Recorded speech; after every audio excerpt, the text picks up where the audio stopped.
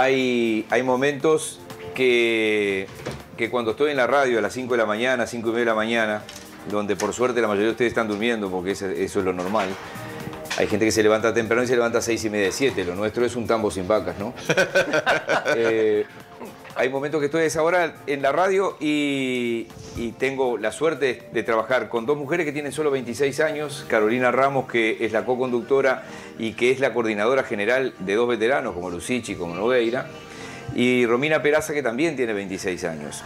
Entonces, lo que yo siempre les pido, y ellas son testigos, piensen con la cabeza de ustedes, no con la cabeza nuestra, porque si no estamos en un problema. Sumen como mujeres y sumen como jóvenes, ¿no? Y protesten por todo y cuestionen todo. Y así funcionamos. Y entonces, a veces les digo, ¿te animás a traerme tal y tal cosa y tal otra? Y seguro, en el mundo de Internet, pláfate a los 2 segundos. Sin embargo, el periodismo no siempre fue así, nunca tuvo esas herramientas, nunca tuvo las computadoras, nunca tuvo internet, nunca tuvo la posibilidad de hacer un informe sentado en casa en 3-4 horas. Antes se hacía con 10 días en la biblioteca del Palacio, claro. O la del Palacio Legislativo. Y tenemos aquí Crónicas de un aprendiz, 50 años de periodismo. Un periodista que viene de, como dice Ignacio Camacho en el prólogo, ¿no? Este libro huele a tinta, y no solo a la tinta en la que está impreso, huele a la tinta de las viejas máquinas de escribir de carro, donde se mecanografió durante décadas un periodismo de tabaco y madrugada, de pilas de papel en el escritorio. Ese papel en la máquina de carro, una Remington o después una Olivetti 98, que ya era un lujo en el final de la máquina de escribir prácticamente, pasaba al tipógrafo que estaba en una máquina que tenía plomo caliente y ahí la escribía. Ya en los últimos tiempos, ¿no? Antes era letra por letra. A eso no llegó. Graciano Pascale, bienvenido.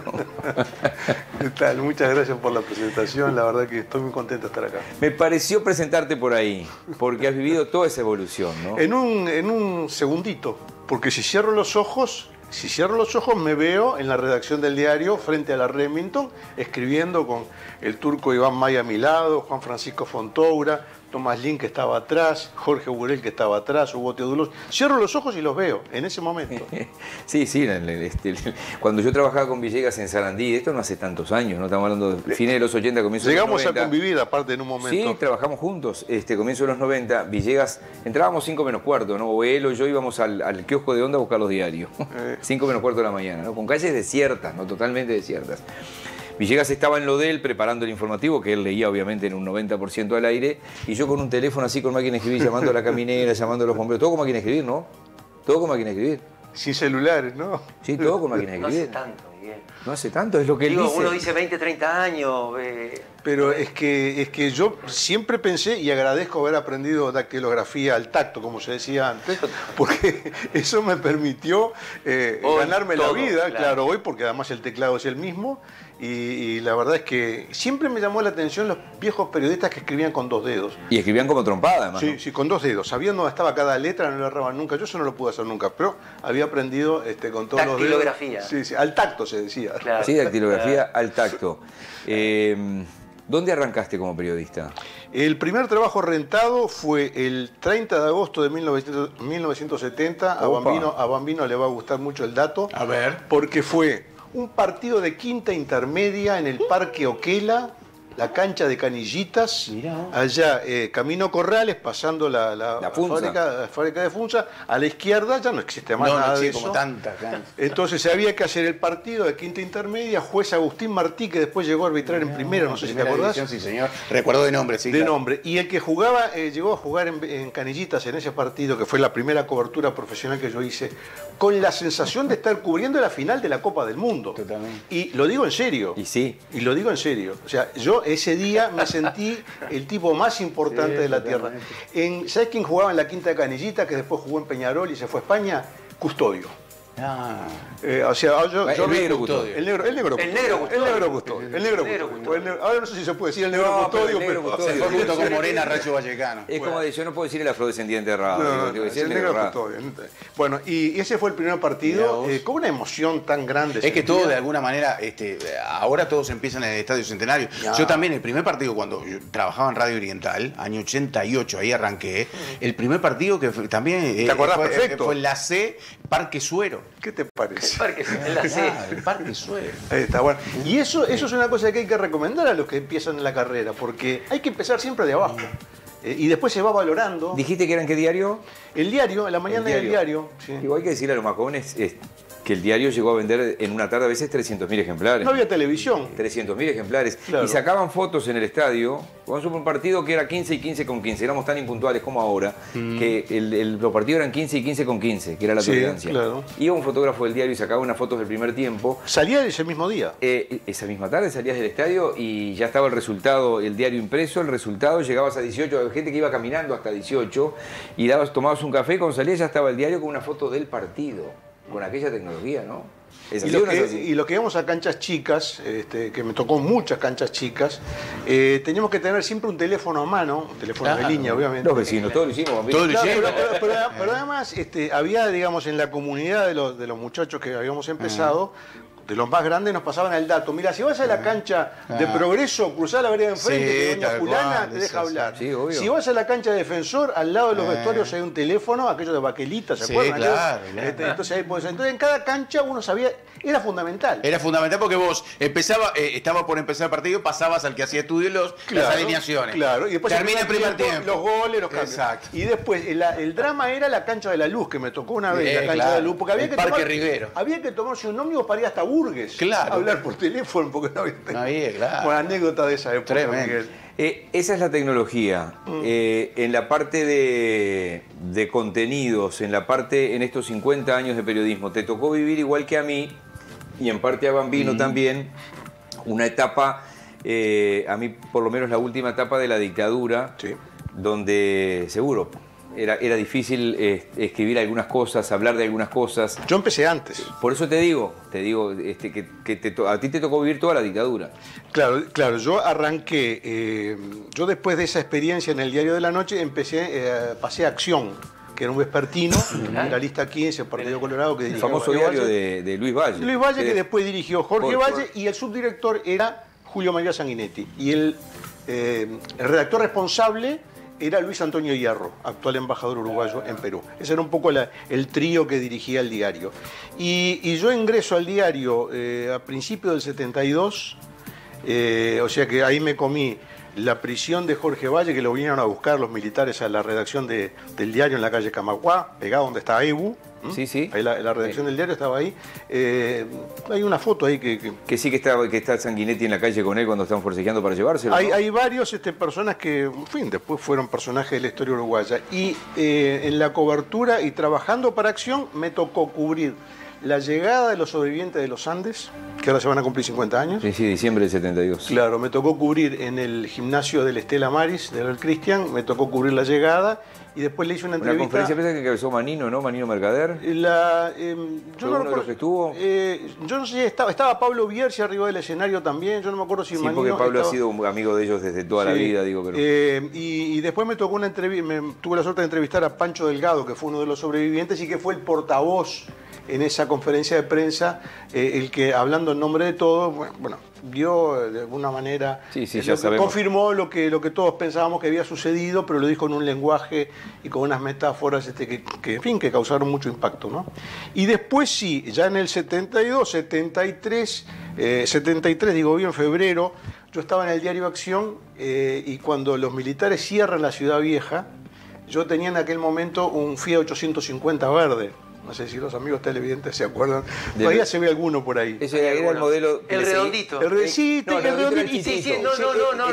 El que tenía colita ahí. Bueno, y yo tenía uno de esos y lo había estacionado en la calle Camacuá, como todos los días, y cuando produce el levantamiento... De la Armada, ¿no? El de Zorrilla y la Armada. Claro, la Marina cierra porque se habían levantado... Contra el gobierno constitucional se había levantado el Ejército y la Fuerza Aérea. Y la Marina, comandada por Zorrilla, había quedado leal al gobierno constitucional. Entonces, hace un cerco en la Ciudad Vieja, que arrancaba ahí, en la Rambla Sur, y atravesaba por Juan Carlos Gómez toda la Ciudad Vieja. Y mi auto, yo creo que lo agarraron entre 3 o 4 militares, lo pusieron como si fuera un portón. Entonces, toda digamos, la muralla, la barrera estaba hecha por camiones, por ómnibus. Y por el Fiat 850. Y era el portón que ese lo movían. Lo corrían fácil. Claro, lo corrían así como tipo si fuera una Mr. Bean, puerta. así lo corrían. Tal cual. Así que esa es la nota que tengo del 9-10 de febrero. Nos quedamos encerrados ahí en el diario de un día para el otro. El secretario de redacción era Mario Zanocchi, ya fallecido lamentablemente. Sí, que gran periodista. Después trabajó muchos años en El Día también. Sí, fue gran periodista. secretario de presidencia. Sí, secretario también, de prensa de Sanguinetti. Sí. Gran periodista, gran amigo además. Así que bueno, y después sí, como tú decías, Miguel, toda la etapa de la dictadura, que a mí me agarró como corresponsal de, una parte por lo menos, como corresponsal primero de una revista mexicana, Tiempo, y después de un diario mexicano, Excelsior. Bueno, y ahí viví situaciones que están relatadas en el libro también. Incluso estuve preso por algún artículo que escribí. Llegué a ser procesado por la justicia militar. Tengo ese honor de haber sido como periodista, no como otra cosa, como periodista. ¿Saben los juzgados que estaban ahí en 8 de octubre, al lado del hospital militar? Claro, ahí mismo. Bueno, me detuvo la policía, yo estaba en una radio. Bueno, está contado todo en el libro. No vamos a adelantar todo, Claro, que lo compren. Por suerte no hay posibilidad de adelantar mucho, le cuento a la gente. Esto lo vas a presentar la semana que viene. Sí, pues ya está en librerías. Ya está en librerías, Sí. vos has tenido la gentileza. Si nosotros no teníamos un libro, acabas de traernos un libro. Sí, porque salió hace unos días de la imprenta. Editado por Aguilar. ¿Cómo va a ser la presentación? Porque veo que hay, está todo preparado ya. O sea, hay algunos formatos medios estándar de presentación del libro. Nosotros optamos por hacer un diálogo, una especie de entrevista como la que estamos teniendo ahora, pero en vivo, con la gente que esté presente, que dicho sea de paso, están todos invitados, o sea, es entrada libre, cualquiera puede ir. ¿Hora y lugar? Con el periodista Mauricio Rodríguez. Que trabajó con nosotros muchos años acá. Claro, un hombre de las nuevas generaciones, digamos, por lo menos para mí, de las nuevas generaciones. No, es que ha hecho muchos libros. Hay un libro de Michelini que hizo también. Mauricio, que es muy bueno. Y de Jaime Ross también. El de Jaime obviamente ganó varios premios. Sí, bueno, y vamos a hacer un diálogo con él, va a ser en la Alianza Francesa, en Boulevard Artigas, ahí entre Charrúa y Chaná, por ahí. ¿Entre alguna de esas tribus es? Sí, porque está entre una y la otra. Frente a la plaza... A la casi Plaza frente a Varela. la Plaza Varela. A la Plaza Varela. Eso va a ser el miércoles 14, o sea, el miércoles de la semana que viene, a las 19 horas. O sea, y además es entrada libre, cualquiera puede ir.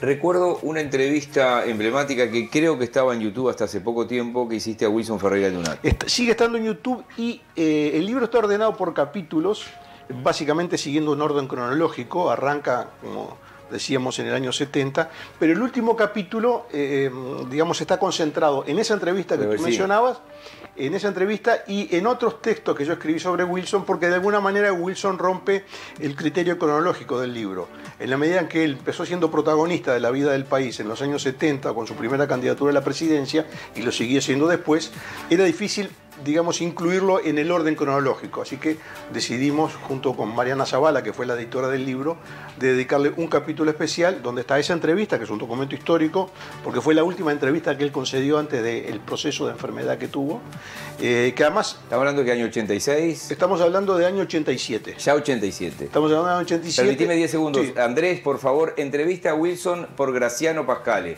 Buscar así en YouTube, así podemos ver algún pedacito ahora. Entrevista a Wilson por Graciano Pascale. Producción al aire, disculpame. Sí, no, está muy bien, me alegro mucho. Eso fue un programa de una serie, de un ciclo que se llamaba Protagonistas, que se emitió por Canal 12, cámara de Eduardo, algunos programas con la cámara de Eduardo Ruiz. Nada más ni nada menos. Es más, esa foto que está Wilson así, de camisa blanca remangada, es una foto de Alexandra Morgan, que estaba en la producción. Claro, yo había llevado, para tener recuerdo de ese día, yo tenía una cámara... Después me la robaron, bueno, como tantos uruguayos que somos víctimas de robos, una cámara Pentax MX, que siempre lamenté además la pérdida, y la había llevado, y cuando estábamos por empezar a grabar, en esos segundos muertos que hay antes de que la cámara empiece a rodar, yo estaba con el micrófono en la mano, Wilson estaba así esperando también, es un gesto mirando a la nada. Y digo, che, Alexandra, me sacás. Alexandra además es esposa ahora de Emiliano Cotelo. Sí. Era la productora del ciclo. Y ahora hace 30 años. Ahora hace 30 años. Sí, pasa que o más. Me ubico en aquel momento y hago un salto en el tiempo. Y bueno, digo, ¿me sacás una foto? Sí, cómo no, me sacó la foto. Y cuando estábamos haciendo la edición especial de La Democracia, sobre la muerte de Wilson, buscando alguna foto de Wilson, yo le dije a los muchachos, estaba Fontogra en la mesa de redacción, le digo, che, mirá, yo tengo una foto en casa que me sacó Alexandra con Wilson, la verdad es una pose de Wilson rara, distinta, Me parece que está buena. La llevé, quedó todo el mundo fascinado con esa foto. Obviamente me cortaron a mí, como corresponde. Sí, sí. Y bueno, y esa foto se hizo emblemática y está en ese video que en la producción lo está buscando ahora en YouTube. Exactamente. No sé si ya lo encontraron. Sí. 1921. A ver, soy un poquito. La plaza tenía un poco menos de cemento. Esa es la introducción. Vamos un poquito más adelante. Vení con nosotros un segundo. Wilson aparece un poquito después, sentado ahí en la plaza de Melo. Llenas de naranjo. Y él hace referencia a venían a recoger cada mañana. Ahí está Wilson. Sí, la plaza de Melo tenía la virtud de que podía ser solamente la plaza de Melo. Es decir, no era una plaza transferible. La tragedia, no solamente de Melo, sino del país entero, es que empezaron a hacer cosas intercambiables. Y le hicieron esta plaza que cabe en cualquier lugar de la República. Perdió individualidad, carácter. La plaza tenía 4 diagonales con naranjos. Y después talaron un día los naranjos porque dijeron que los niños robaban las naranjas. Ahora no precisan robarlas y no pueden porque no hay. Las naranjas eran muy malas, pero le daba a la plaza, cuando llegaba a la estación, un olor a azahares que conservo, que asocio a mi recuerdo más viejo. Usted llega aquí cuando tenía 2 años de edad, viene de Nico Pérez, junto con sus padres y su hermano. Seguramente los recuerdos de Nico Pérez a los 2 años deben estar muy afumados, pero de algún modo Nico Pérez y Melo tienen que ver con la opción política que luego elegirá para el resto de su vida. Bueno, yo no diría que yo elegí la opción política, yo nací inmerso en ella, yo no podía haber sido otra cosa que lo que soy. Mi padre tiene una admiración por lo alemán realmente extraordinario. Y resolvió que ese de pelo oscuro era yo, ¿eh? Sí, porque estabas de espalda. Yo le voy a pasar a la producción también esa foto tan emblemática que la va a conocer. No necesariamente tienen que haber votado, admirado a Wilson Ferreira para recordar esa foto. Ahora cuando la veas la vas a ver. Qué disparate cómo se cayó en bajada la salud de Wilson Ferreira, porque él muere en marzo del 88 y eso fue un año antes un poco. Claro, el programa se grabó, dio mucho trabajo hacer ese programa, ahora se hace en una semana. Ese programa demoró 2 meses en hacerse porque lo filmamos en distintos lugares de la República. Y todo el archivo histórico de fotos, etcétera. Eso demoraba mucho. Lo editábamos de madrugada en Canal 12 y hacíamos 1 hora de trabajo en la edilla de edición, 1 minuto al aire. O sea, 1 minuto de lo que vieron acá, si acá vieron 2 minutos, eso eran 3 horas o 2 horas y media, 3 horas de trabajo. Desastre, sí. Bueno, hoy se hacen 5 minutos. Claro. Tú decías lo de la foto, bueno, sí, fue... No, ahí está, mira. Claro, esa es la foto, yo obviamente estoy al lado. Y bueno, después se usó para eso, esa foto de la tapa del libro. Fue lo único que encontré, esa es la tapa del libro. Bueno, ahí está, hay una parte. Es la famosa foto. Bueno, y ¿por qué sale en el libro la entrevista? Porque la entrevista fue transcripta, salió publicada en la prensa. O sea, todo lo que sale en este libro ha sido publicado en algún lado. No tengo entrevistas que no hayan sido publicadas. O sea, no hay entrevistas de radio ni de televisión que no hayan previamente o posteriormente pasado por el papel. No hay nada inédito, todo está publicado. Publicado, o sea, algunas. Esta entrevista que está en televisión está en el libro porque fue publicada por La Democracia. Además tengo muy presente cada minuto de esa entrevista. Bueno, Alberto Silva, que no está en la mesa ahora, que vino en aquel barco que trajo de regreso a Wilson Ferreira, obviamente da crédito a lo que vos mismo viviste, ¿no? Y los que no estuviste. El imán que tenía este tipo. Yo no estuve cerca nunca de Selmar Michelini, por ejemplo. No tuve esa posibilidad. No estuve nunca ni a 10 metros. No lo vi nunca en vivo. No recuerdo haberlo visto. A Selmar, yo a Selmar sí lo... Pero el imán que tenía esta personalidad así, no sé si era porque uno tenía 20 años, digo, capaz que era eso también, no sé, los veías como... No sé qué le veíamos, es decir, o eran realmente gigantes. Bueno, en el caso de Wilson tú mencionaste eran grandes parlamentarios. Pero eran grandes parlamentarios, sin ninguna duda. Eso ni que hablar. Nivel excepcional. Eso ni que hablar. Pero aparte, la personalidad, la mezcla, es muy raro encontrar en una persona una mezcla tan, digamos, con ese resultado tan increíble de inteligencia, cultura, sentido del humor, elegancia. Carisma y un carisma gigante. Pinta, si ustedes quieren, también. O sea, todo. Era una cosa, era fascinante, o sea, era una personalidad fascinante. Yo no he conocido, y he conocido muchas personas en el periodismo, pero digamos, uniendo todas esas características, no, yo no conozco. Sí, ahí está con la familia, con el padre, con la madre, los hermanos, un hermano. Uno de sus hermanos. Sí, eso estábamos en la casa de Melo, de él, que fue la casa paterna de Melo. Ahí está con el hermano. Bueno, y además es el testimonio de un Uruguay que ya hace mucho tiempo que se fue.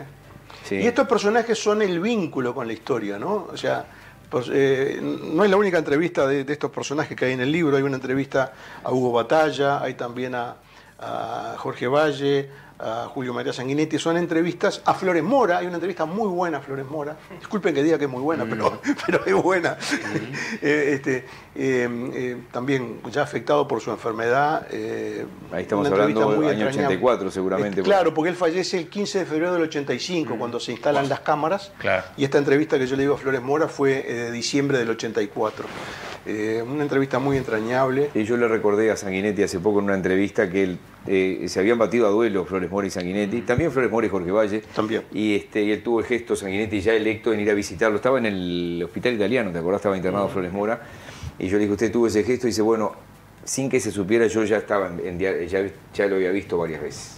Esto está, como yo ya estaba electo, eso se supo, me dijo, pero ya habían retornado la relación. Sí, habían retornado la relación que había sido de décadas, ¿no? Sí, bueno, yo hace unos días tuve una reunión justamente a propósito del libro personal, digamos, privada, con el doctor Sanguinetti, y las anécdotas que me contó de Flores Mora, dice, tanto citando a Onetti, que integraba la redacción del diario Acción, era el periodista más excepcional que tuvo la redacción y el más versátil que conoció Onetti en todo el periodismo uruguayo, en la época suya, por supuesto, ¿no? Sí, las contratapas de Jaque, aquel emblemático semanario que dirigía su hijo, yo nunca vi a alguien, para mí era el rey de la frase corta, ¿no?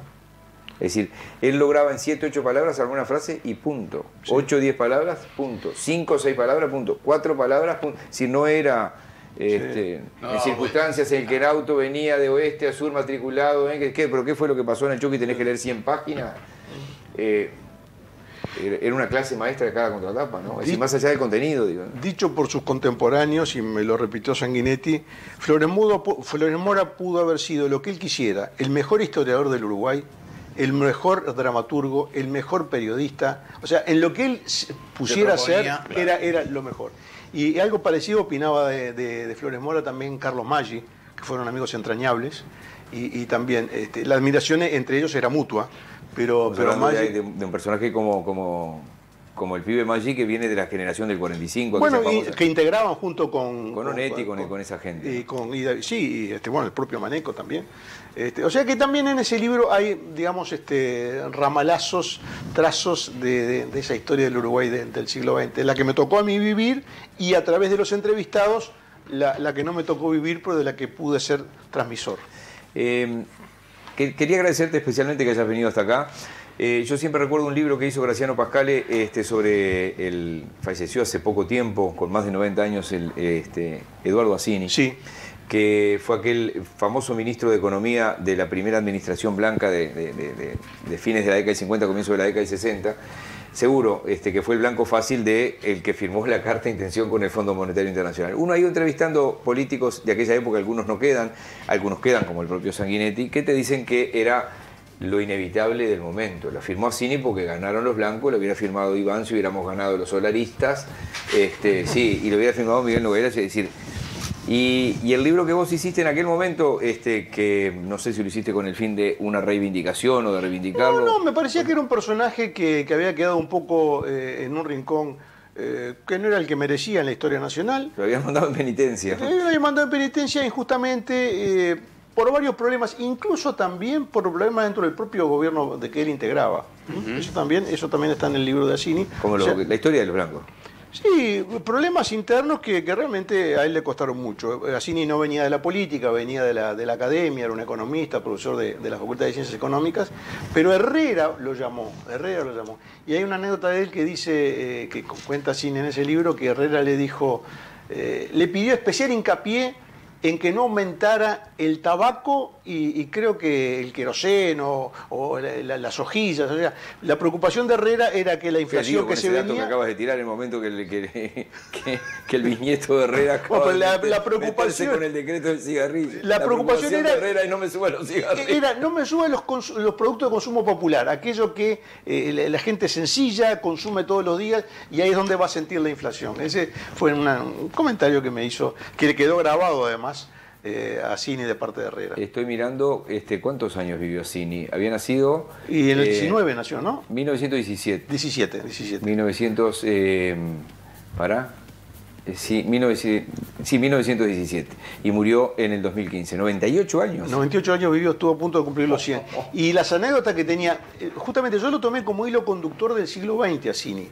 Porque a Cini recordaba perfectamente la victoria del 24, 28, 30. Él había ido con los padres a festejar, ahí tenemos las imágenes de 18 de julio atrás, había ido 18 de julio a festejar, recordaba perfectamente la muerte de José Valle Ordóñez, por ejemplo. Sí, es un tipo que en el Mundial del 50 tenía 33 años. Digo, no, pero quiero decir, y en el 30 tenía 13, o sea, claro, pero para uno que nació mucho después, estar al lado de alguien que decía, no, yo me acuerdo, subimos, yo qué sé, por Cuarem y dimos vuelta y entonces, claro, ¿no? Es un testimonio directo de algo que está en la historia uruguaya, ¿no? Eso es una cosa fantástica y es un privilegio que nos da la profesión esta. Totalmente. Es un gran privilegio que nos da el poder llegar a personas que de alguna manera son un puente, son protagonistas del presente, pero son un puente con la historia. Crónicas de un aprendiz, 50 años de periodismo de Graciano Pascale, de Editorial Aguilar, ya está a la venta. Presentación, recordamos, el miércoles. Es el miércoles 14 en la Alianza Francesa. Ahí está la invitación en pantalla, mira qué rápido que estuvieron en producción. ¿Ves? Ahí está. Esto sí estaba previsto. Esto estaba previsto miércoles 14 de septiembre. El lugar, Alianza Francesa, entrada libre, a las 19 horas, están todos invitados. Boulevard Artigas 1271, la Alianza Francesa. Muchas gracias, Graciano. No, al contrario. Muchas gracias. Además, me encanta estar acá. Ustedes saben que... ¿Vos tuviste algún momento? Yo estuve algún momento. Algunos días ahí como panelista invitado. Me encanta el formato. Yo los escuchaba, estaba esperando aquí antes de... Somos pioneros en el formato que está en todos lados. Sí, me consta que es así. Esto arrancó en febrero del 2003, cuando el único programa que había hasta ahora era Omar Gutiérrez de 1 a 2, había un informativo en el 4 de 12:30 a 13, en el 2003, y había un flash de Canal 10 y había un informativo en el 12 de 12:30 a 13. Lo tengo muy a la 1 de la tarde arrancaba MacGyver en el 12 repetido por... Sí. Mi hija más grande me decía, mañana quiero mirar MacGyver. Tenía una planilla de Excel en la cabeza. Sabía que programa venía. Repetían de MacGyver al otro día. No, simplemente para decirte cómo me resulta fascinante este formato. Yo estaba acá sentado esperando que el turno mío y ustedes estaban hablando del veto presidencial y de otra cosa. Y yo tenía una gana de venir acá y meterme, sentarme y decir, no, miren que el veto en realidad es fruto del sistema presidencialista porque bla, bla, bla, bla. Pero bueno, no se podía. Es así. Sí. No, porque además hablando de la historia, yo decía que la reina, hablando de la reina que falleció ahora, ¿no? Es coronada en el 53, pero asume en el 52. En el 52 es que se cambia, se instaura el colegiado en Uruguay, ¿no? Es decir, Luis Valle venía como último presidente, ¿no? Fue para bloquear a Luis Valle, además, el colegiado. Sí, casi que lo bajaron de un ondazo, diría Jorge en algún momento, ¿no? Y eso duró hasta que asume... Y el colegiado duró hasta el 66. Seguro, la reforma naranja lo tira hasta que asume Gestido el 1 de marzo del 67. Pero tampoco funcionó eso, Graciano, para no poner ese colegiado de 10 personas mandando... No, pero tampoco tiene que ver con el veto, ojo. No, digo que el sistema presidencialista, que igual me quedo con este sistema y no con 10 gobernando al mismo tiempo. No, claro, pero lo que pasa es que, bueno, es un poco largo de explicar para digamos, hay dos grandes sistemas, el parlamentarista y el presidencialista. Exactamente. El veto es hijo del sistema presidencialista. Totalmente. Ahí está. Totalmente, es un poder extraordinario para el presidente de turno. Muchísimas gracias. No, al contrario. Un gusto como siempre. Muchas gracias. Bueno, me hubiera gustado, después vamos a mostrar algún día, la semana que viene, vamos a mostrar de frente a ese joven Graciano Pascal entrevistando a Wilson Ferreira, porque ahí lo veíamos de lejos y él tuvo que decir, miren que era yo, Después estoy en esa secuencia de YouTube en el canal mío, estoy con Jaime Ross, estoy con Tarigo, estoy con Sereñi, estoy con el arquitecto Ott también, o sea, una serie de programas que hicimos. Si lo quieren buscar, si les gusta YouTube, ahí están en el canal, ponen mi nombre y aparecen todos los programas. Graciano, con Z. Ahí está bien escrito el nombre. Ahí está. Bueno, buscan en YouTube. Gracias.